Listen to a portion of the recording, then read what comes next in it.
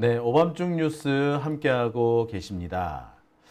자, 베리님께서 누가 물꼬를 틔웠냐라고 하셨어요. 제가 이제 밀떡 얘기가 나오면은 그 시간 가는 줄 모르고 이렇게 얘기를 하니까 누가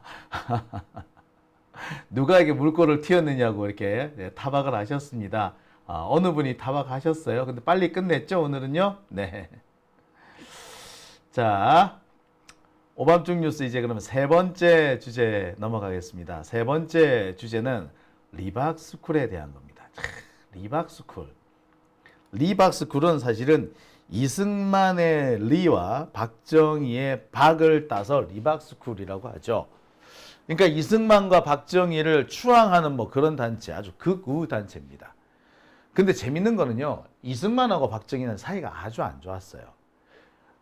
이승만이 그 마지막에 우리나라로 돌아오지 못하고 하와이에서 사망을 하잖아요. 근데 마지막에 귀국을 그렇게 하고 싶어요. 근데 마지막까지 귀국을 허용하지 않은 사람이 박정희입니다. 박정희는 이승만이 그렇게 싫었대나 봐. 근데 이제는 이승만과 박정희를 묶어가지고 추앙한다? 제가 볼 때 이 사람들 무식이야. 무식하니까 헛짓거리를 한 거다. 저는 그렇게 생각이 드네요. 자, 아무튼 이 리박스쿨이 지금 상당히 논란거리가 되고 있습니다. 까면 깔수록 새로운 충격적인 얘기들이 나오고 있는데, 오늘 이 리박스쿨에 대해서 국회 교육위원회에서 청문회를 열었습니다. 근데 내용이요, 어마어마해요.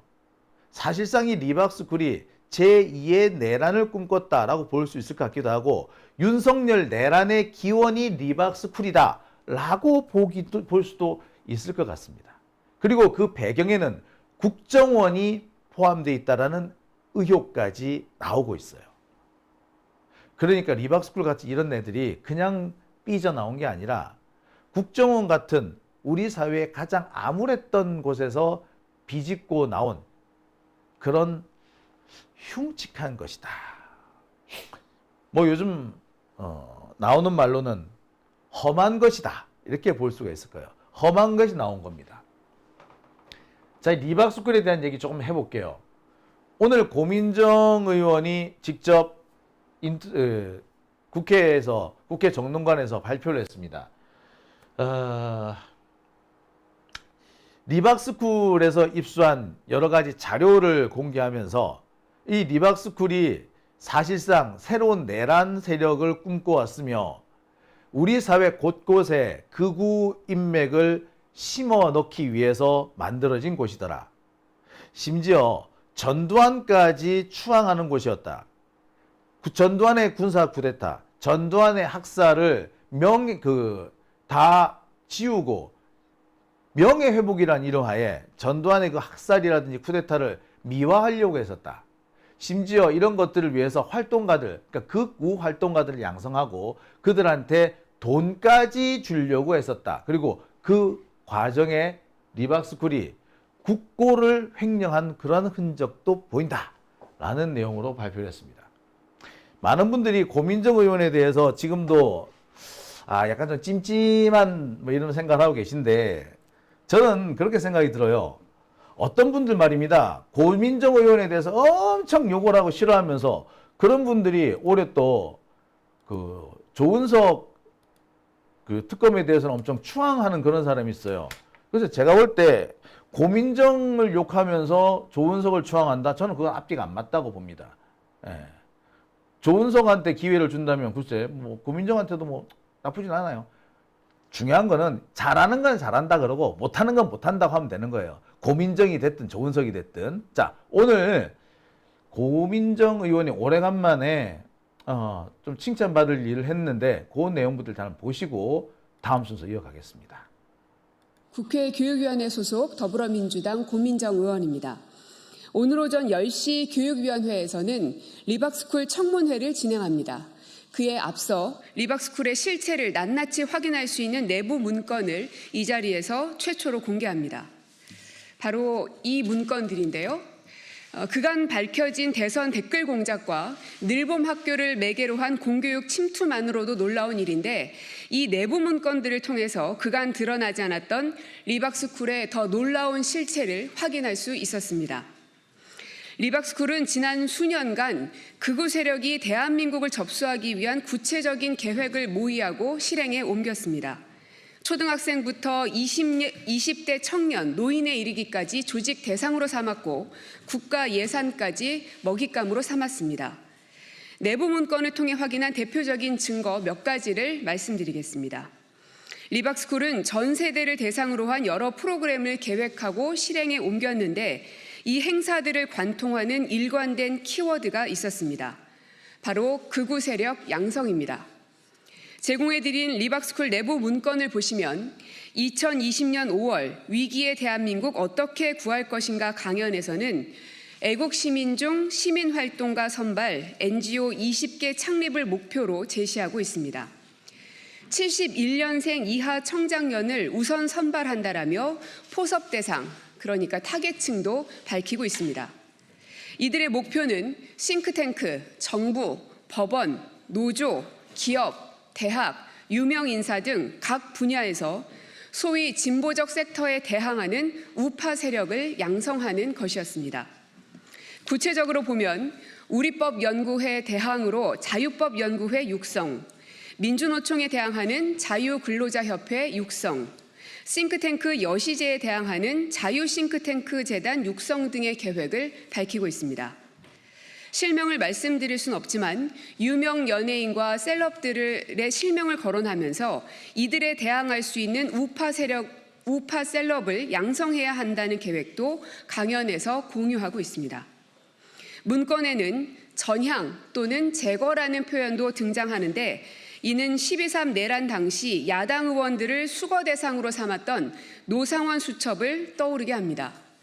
윤석열 내란 세력과 마찬가지로 리박스쿨도 자신들과 생각이 다른 진영을 적으로 몰며 제거 대상으로 삼고 대한민국을 극우의 나라로 만들겠다는 계획을 세운 것으로 윤석열 내란과 다르지 않았던 것으로 보입니다.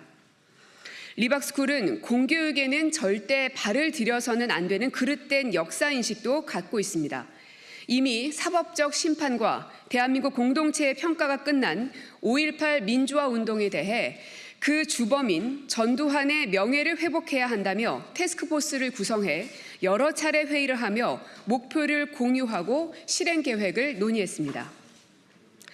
내부 문건을 통해서 23년 1월 20일, 27일, 2월 3일 세 차례 TF 회의를 한 것을 확인했고 TF의 목적은 전두환 대통령 명예회복을 통한 대한민국 역사 바로 세우기, 5.18 및 김대중 실체 바로 알리기였습니다. 이를 위해서 윤석열 정부가 운동권 주사파 간첩 폭로할 때 동시에 전두환 알리기 운동 전개가 필요하다는 목표도 세웠습니다. 여기서 특이점은 정부가 운동권 주사파 간첩 폭로할 때 동시에 전두환 알리기 운동 전개가 필요하다는 이들의 목표입니다. 정부가 간첩 사건을 언제 어떻게 폭로할지는 국정원 내부에서도 기밀 사항일 텐데 리박스쿨이 국정원과 긴밀하게 정보 교류 및 사전 교감이라도 했던 것인지 의심하지 않을 수 없습니다. 실제 손효숙과 함께 TF 회의에 참석한 리박스쿨 최모 교육국장은 이명박 정부 당시 국정원 지원을 받은 관변단체의 회계 담당자 등을 했던 것으로 알려진 인물입니다. 무엇보다 전두환의 명예를 회복해야 한다는 인식 하나만으로도 대한민국 공동체의 일반 인식을 부정하는 것으로 공교육은 물론 어느 공적 영역에도 발을 붙여서는 절대 안 되는 위험한 단체라는 것을 알 수 있습니다. 리박스쿨 손효숙 대표는 2017년 박근혜 탄핵 직후 프리덤 칼리지 장학회라는 단체를 만들어 장학 사업도 진행했습니다. 장학회의 장학금 사용 계획이 정리된 내부 문건도 확보해 확인했습니다. 지원 기간은 최소 1개월에서 최대 3년까지, 지원 금액은 최소 월 20만 원에서 최대 월 100만 원까지 지급하겠다며 10명의 장학생을 선발했는데 문건에는 장학생들의 활동 분야로 네이버 감시, 민노총 감시, 언론 감시, 전교조 감시, 이슈 집회 지원 등이 적혀 있었습니다. 또 특이한 것은 장학금인데 전업과 겸업으로 구분돼 금액 차이가 있다는 것입니다. 즉, 본업을 하면서 감시 업무를 하면 겸업, 본업 없이 감시 업무에 전념하면 전업 장학금을 지급한 것으로 보입니다. 결국 손유숙 대표의 장학사업의 실체는 장학사업이 아니라 국정원이 민간인을 포섭해 금전을 제공하며 정보 파악을 지시한 프락치 사업과 같은 극우 프락치 양성 사업이었던 것입니다. 이 리박스쿨 이 내부 문건들을 통해 확인할 수 있었던 것은 리박스쿨은 단순한 시민단체가 아니었다는 사실입니다. 스스로 대한민국 역사 지킴이를 자처하며 극우적 역사관을 공교육 안에 이식하는 방안을 모색하고 실천했으며 이 과정에서 국가의 예산에도 손을 뻗치려 여러 방안을 모색한 흔적이 문건에 고스란히 담겨 있습니다. 더 나아가서 사회 각 분야에서 극우를 양성하고 침투시켜 대한민국을 접수하려는 목표를 갖고 조직적으로 움직였습니다. 대통령실, 교육부, 국가교육위원회 등에서도 관련 인사들이 뻗어나갔습니다. 잠시 뒤에 열리는 리박스쿨 청문회에서 오늘 공개한 이 내부 문건과 관련된 여러 가지 질의 등을 통해서 리박스쿨의 실체와 검은 음모에 대해서 낱낱이 밝혀내도록 하겠습니다. 네, 이상 마치겠습니다. 네, 잘 들으셨죠? 저는 여기서 집중해야 되는 부분이 이 고민정 의원이 얘기했던 것과는 좀 다릅니다. 고민정 의원은 주로 이들이 조직적으로 움직였고 학교에 침투하려고 했다. 뭐 이런 부분을 집중 얘기합니다. 그리고 국정원과 연계가 있었다. 뭐 이런 얘기인데 저는 이 부분이 아니라 오히려 중요한 부분은 돈 문제였다라고 생각이 들어요. 자, 얘네들이 리박스쿨이 하려고 했던 게 뭡니까? 소위 말하는 극우 세력들을 양성하는 거잖아요. 근데 단순히 양성하는 게 아니라 돈을 줘가면서 양성하겠다는 거 아닙니까? 그리고 극우 세력들의 이른바 대안 세력을 만든다. 우리법 연구에 대응하기 위한 자유법 연구회니 싱크탱크를 대응하기 위한 무슨 싱크탱크니 이런 걸 만들잖아요. 근데 자유법 연구회가 됐든 무슨 민주노총이 됐든 뭐가 됐든 이런 조직을 만들려면은 뭐가 필요하겠습니까? 돈과 사람이 필요한 거 아니겠습니까? 사람은 어떻게 끌어모은다고 치죠. 리박스쿨 같은 데서도 박박 끌어모았다 치죠. 돈은 어디서 구합니까? 지금처럼 할배 할매들 코 묻은 돈 그런 돈 끌어모아서 합니까? 아닙니다. 이들은 국가 예산에 손을 대려고 했던 거고요. 국가 예산 혹은 대기업들, 특히 이 신세계와 같이 극우적 성향을 여과없이 드러내는 사람들한테서 돈을 뜯어내려고 했던 겁니다. 그래서 자기들만의 어떤 생태계, 극우 진영에 들어오면 먹고 살 수 있다, 이런 거 있잖아. 이런 거를 만들려고 했던 겁니다. 이 과정에서 적극적인 역할을 했던 사람, 큰 역할을 했던 사람들이 바로 국정원 출신의 사람들이었던 거죠. 이 사람들은 예산을 어떻게 끌어오는지도 알고 조직을 어떻게 만들지도 알며 또 어떤 조직을 운영해야 하는지도 아는 겁니다. 그래서 이들과 극우 세력이 서로 연계가 되어 있구나, 둘이 함께 움직였구나라고 의심을 하는 겁니다. 오늘 공개된 문건에 보면 이런 게 있습니다. 프리덤 칼리지 장학계 장학금 사용 계획. 이래서 누구한테 얼마 주고 누구한테 얼마 주고 이렇게 돈을 쫙 풉니다. 그래서 안보교육 감사료, 네이버 감시, 민노총 감시, 전교조 감시 이렇게 쭉쭉쭉쭉 해요. 돈을 얼마 주고 누구한테 얼마 주고 쭉 합니다. 이 돈 어디서 나와요? 일단은 모금으로부터 시작하겠죠. 하지만 이렇게 모금을 하는 거는 기본적으로 일정한 플랫폼을 만든다는 것이고, 플랫폼이 일단 만들어지고 안정화되면 전부 다 여기 어디 들어간다? 예, 국고나 대기업으로 돈이 들어오게 된다는 거예요. 그걸 드리겠다는 겁니다. 그래서 극우 세력들의 생태계, 그러니까 이걸 보고 이제 생활 생태계라나요? 예. 어떤 생계와 생활이 함께 이루어지는, 그러면서 정치 활동까지 함께 이루어지는 그런 공간을 만들려고 했던 겁니다. 자, 이게 바로 그 프리덤 칼리지 장학계 장학금 사용 계획이고요. 또 있습니다.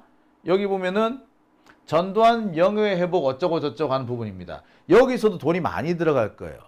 뿐만 아니라 아까 말했듯이 싱크탱크 만들고 무슨 법 연구회 만들고 무슨 노조를 대항하기 위한 무슨 뭐 노동자 협회, 근로자 협회 이런 것도 만들고 그거 다 결국 다 돈 들어가는 거지 않습니까? 그 돈 다 어디서 나와요? 네, 사실은 다 예산에서 나오는 겁니다. 지금 많은 부분이 빠졌고 어떻게 보면은 흔적만 남아 있습니다만 국가 예산을 뽑아 먹으려 했다라는 그런 정황은 곳곳에서 발견이 됩니다. 그리고 그 일의 정점에 윤석열과 김건희가 있는 거죠. 김건희나 윤석열은 이런 식으로 해서 국가 예산을 극우들한테 쫙 뿌리고 극우들은 또 거기서 얻은 수익을 윤석열이나 그 김건희한테 다시 재상납하는 구조, 이런 구조까지도 지금 만들어져 있는 걸로 보여요. 그러니까 리박스쿨이 단순히 극우 단체인 게 아니라 일종의 비리 공동체로 볼 수도 있다는 겁니다. 충격적인 내용이죠. 그런 부분에서 가장 대표적으로 드러나는 것이 바로 늘봄 학교였습니다. 이 늘봄 학교에는 말 그대로 국가 예산을 가지고 월급을 주면서 그 늘봄 학교의 인력들을 다 극우 리박스쿨에서 만들어서 보낸다는 거 아닙니까? 지금까지 드러난 게 벌써 300여 명이 넘어요. 200여 개 초등학교에 출강을 했었답니다. 300여 명이. 더 놀라운 거는요, 이들이 겉으로는 멀쩡한 단체인 것처럼 포장을 한다는 겁니다. 이번에 추가로 116명이 발각이 됐는데 이 사람들은 생명과학교육연구회 소속이었다고 합니다. 생명과학교육연구회. 과학이잖아. 정치가 아니었잖아요. 그런데 얘기가 알고 봤더니 뭐 하는 데다? 이른바 창조론을 이렇게 설파하는 데였대요. 그러니까 극우 기독교의 본산 같은 거지. 아니 와, 나 창조론은 종교지. 이거는 과학이 아니잖아요. 그러니까 종교를 과학이라는 이름으로 강요하려고 했던 겁니다. 그러면서 동시에 뭐까지? 극우 사고방식까지 주입을 하려고 했던 거죠. 정말 놀랍게도 우리나라 기독교가 이렇게까지 타락했는지는 몰랐는데 이런 상황이 벌어집니다. 아무튼 이런 형식으로 극우 세력들이 계속 발을 뻗어나가고 있었습니다. 여기에 가장 큰 역할을 했던 것이 전광훈이죠. 리박스쿨 같은 경우에는 전광훈의 며느리가 아주 핵심적인 활동을 했다고 합니다. 양메리? 양메리. 전광훈이 이 리박스쿨에 적지 않은 영향을 미친 것도 맞는데 이 양메리를 통해 가지고 리박스쿨에서 확보한 돈을 슈킹하는 데도 써먹은 거야. 이 양메리가 여기저기 다니면서 되게 뭐 강사를 많이 띄웠더라고. 돈벌이까지 한 거죠, 얘네들이. 그러니까 전광훈 같은 놈한테는 이 극우 이벤트가 돈벌이였던 겁니다. 집회만 열어가지고는 돈벌이가 잘 안 되니까 이렇게 극우 세력들을 끌어모아서 사업을 벌이려고 했던 것이고 이 사업에 국고가 투입되도록 끌어올려고 했던 겁니다.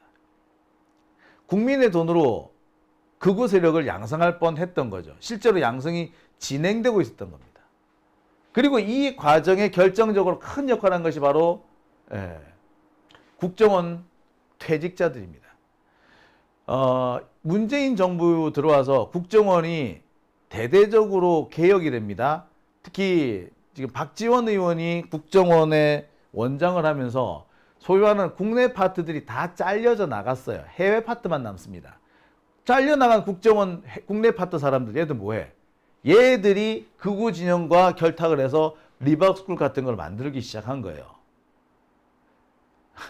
그리고 얘네들 자신들이 가지고 있는 지금 그 현직 관료들하고의 인맥이 있겠죠. 이런 것들을 통해 가지고 국고를 이렇게 끌어올려고 했던 겁니다. 그리고 그 첫 사업이 바로 리박스쿨의 그 늘봄 사업, 늘봄학교 사업이었던 거예요.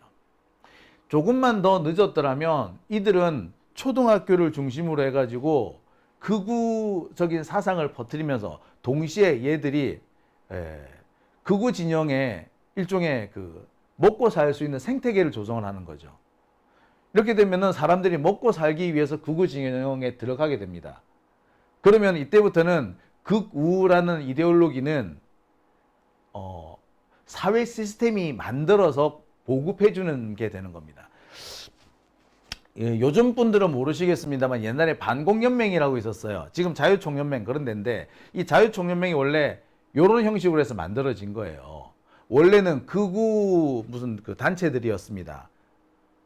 자기들끼리 뭐 어떻게 보면 극우 단체가 아니라 극우 깡패 비슷했었어. 근데 이 단체를 군부가 접수하면서 여기에 국고가 들어가죠. 그러면서 깡패들이 소위 말하는 반공 그 투사가 돼버린 거예요. 그러면서 나중에는 이 반공연맹이 나중에 뭐가 되느냐, 국회로 진출할 수 있는 또 다른 연결 통로도 됩니다. 반공연맹이라는 그 자체, 이 자체가 일종의 그 생태계가 되면서 일종의 또 뭐가 출세 경로가 되고 뭐 이렇게 되는 거예요. 요런 거를 만들려고 했던 거죠. 참. 그리고 이 핵심에 바로 국정원 퇴직자들이 있었던 겁니다.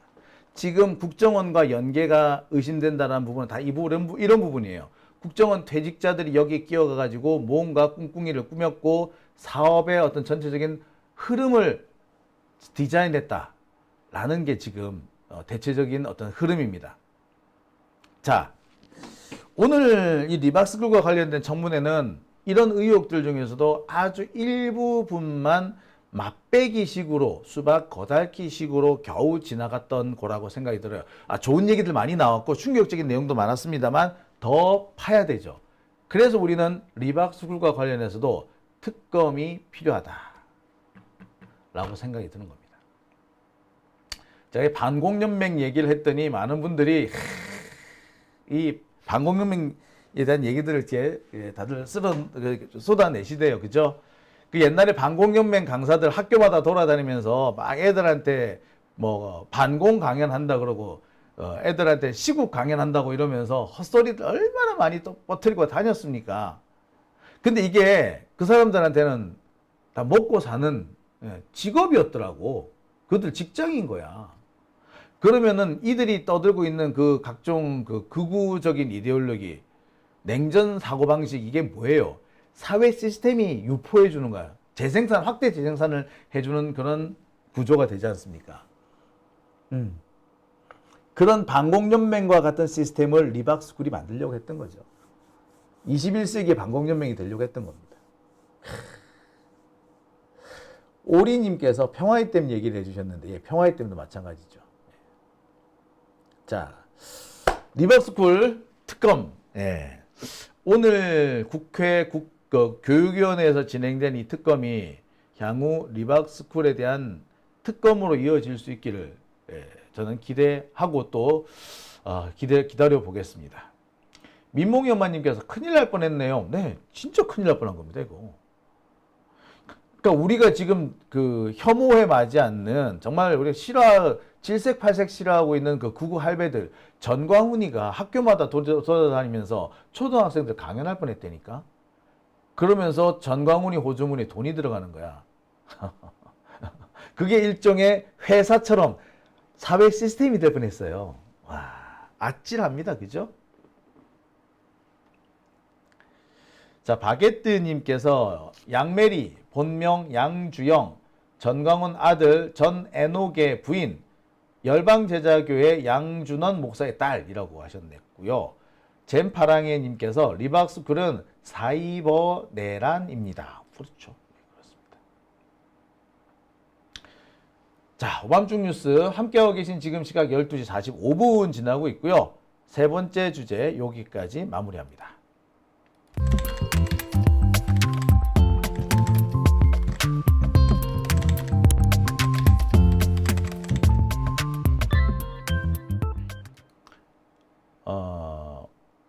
정근수님께서